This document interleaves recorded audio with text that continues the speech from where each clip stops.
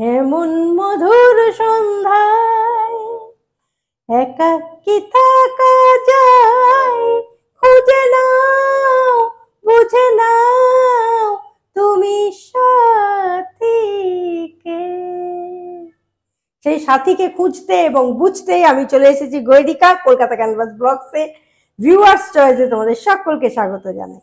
আজকের যে রেসিপিটা খুব ইন্টারেস্টিং রেসিপি, জানো তো, মানে আমি খুব উত্তেজিত আর কি রেসিপিটা শেখার জন্য। আমি কখনো এই নামটা শুনিনি, মানে আমার কাছে খুব অবাক লাগছে। তো কে পাঠিয়েছে রেসিপিটা সেটা আগে বলে নি। অর্জিতা ভট্টাচার্য, দক্ষিণেশ্বর থেকে। অর্জিতা, তোমাকে কনগ্রাচুলেশন।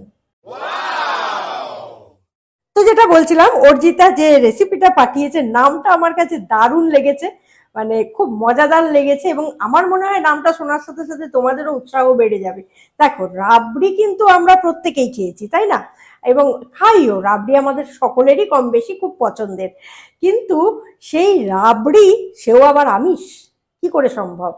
হ্যাঁ, অন্য নামে হয়তো বলবে যে আমরা জানি, কিন্তু এই আমিষ রাবড়ি, এই ব্যাপারটা কিভাবে সম্ভব বা কি কি লাগছে বা কিভাবে হবে, আমার তো উত্তেজনাটা তুঙ্গে আর কি। খেতে কিরম হবে আমি সত্যি কখনো কোনোদিন খাইনি। তোমরা যদি খেয়ে থাকো কমেন্ট বক্সে জানিও, আর কার কার আমার মতোই উত্তেজনা হচ্ছে সেটাও জানাও। আমিষ রাবড়ি করতে কি কি লাগছে আগে চট করে দেখে নি।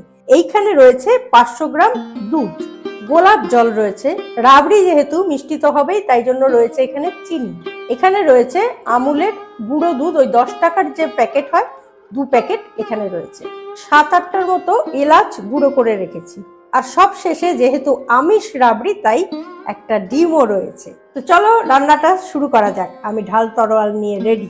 প্রথমে আমি ডিমটা এখানে ভেঙে নিচ্ছি, এখানে একটা ডিম নিচ্ছি।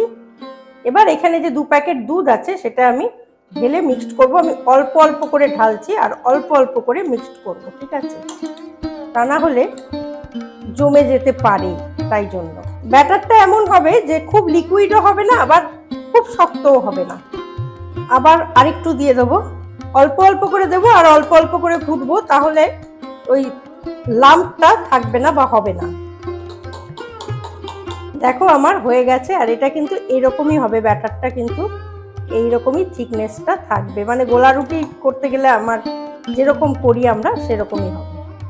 তো আমি কড়াই নিয়ে নিয়েছি, এখানে আমি এই 500 গ্রাম দুধ, লিকুইড দুধটা দিয়ে দিচ্ছি। এবার এই দুধটাকে জাল দিয়ে নাড়াতে নাড়াতে জাল দিতে হবে। জাল দিয়ে এটাকে একদম কমিয়ে 300-তে আনতে হবে 500 থেকে।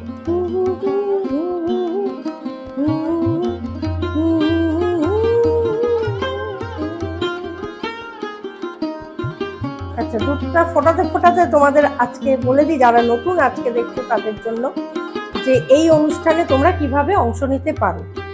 এই অনুষ্ঠানের মধ্যেই দেখবে একটা ইমেল আইডি যাচ্ছে, এই ইমেল আইডিতে তোমরা মেল করবে তোমাদের রেসিপি, উপকরণ এবং প্রণালী কিভাবে রান্না হবে সেটা মেল করবে, আর সেই সঙ্গে অবশ্যই রেসিপির সঙ্গে তোমার ছবি, ফোন নাম্বার এবং অ্যাড্রেস, এই 3টে জিনিস অবশ্যই দেবে। আর রেসিপিটা দেওয়ার পরে না একটু দেখবে যে পুরোটা এলো কিনা। একটা দুটো রেসিপি কিন্তু আমার কাছে পুরোটা আসেনি।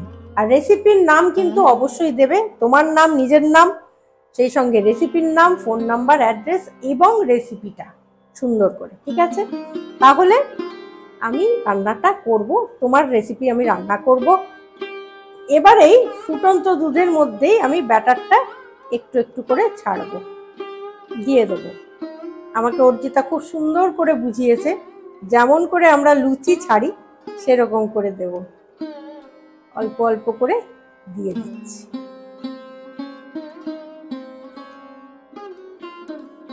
আশা করছি ব্যাপারটা বেশ ভালোই হবে, জমে যাবে।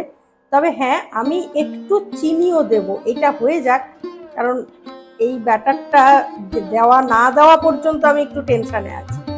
দেওয়া হয়ে গেলে ব্যাপারটা আমি বুঝতে পারবো যে কি হচ্ছে। ওপর থেকে আমি এবার একটু ছোট এলাচের গুঁড়ো দিয়ে দিচ্ছি। এবার লাস্ট এই গোলাপ জলটা আমি ওপর থেকে হালকা ছড়িয়ে দিচ্ছি, খুব বেশি নয়, একটা সুন্দর গন্ধ হবে তার জন্য। ব্যাস, রান্না কিন্তু আমার রেডি, এবং খুব তাড়াতাড়ি রান্নাটা হয়ে গেল। বেশি সময় কিন্তু একদমই লাগলো না, দেখতেই পেলে তোমরা। খেতে আশা করি ভালোই হবে, আমি তো অবশ্যই টেস্ট করব এখনই। আর এইটা বাড়িতে কেউ আসলে চট করে দেওয়া যায়, আত্মীয় স্বজন বন্ধু বান্ধব বা কোনো পার্টি হচ্ছে, সেক্ষেত্রেও কিন্তু আমরা এটা একটা ডেজার্ট হিসেবে করতেই পারি বাড়িতে, তাই না? তো যাই হোক, আমি এবার ওভেনটা বন্ধ করে দিচ্ছি, দিয়ে আমি একটু ঢাকা দিয়ে দেবো, তাহলে গন্ধটা ভেতরে বেশ সুন্দর থাকবে। আধ ঘন্টা আমি এটা ঢাকা দিয়ে রেখেছি। এবার আমি এটা নাবিয়ে তোমাদের দেখাচ্ছি, আর সেই সঙ্গে অবশ্যই টেস্ট করে জানাচ্ছি কেমন খেতে হয়েছে। তো এই হলো আমিষ রাবড়ি। এবার আমি একটু টেস্ট করব, এখানে আমি নিয়ে নিয়েছি, এবার আমি টেস্ট করে দেখব।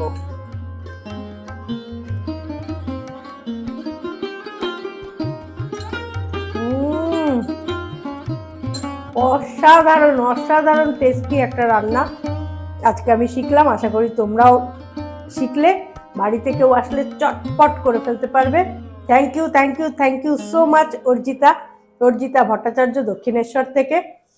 আমার একটা মিষ্টির রান্না শেখা হয়ে গেল, এবং সেটা খুব সহজ রেসিপি এবং খুব অল্প সময় হয়ে গেল। একটা জিনিস তোমাদের দেখাই, দেখো, এটা দেখে কেউ বলবে যে এটা রাবড়ির সেই ছানা নয়। কি সুন্দর হয়েছে ব্যাপারটা, এবং এত নরম হয়েছে, খেতে এত ভালো লাগছে, মুখে দিলে একদম সাথে সাথে মেল্ট হয়ে যাচ্ছে।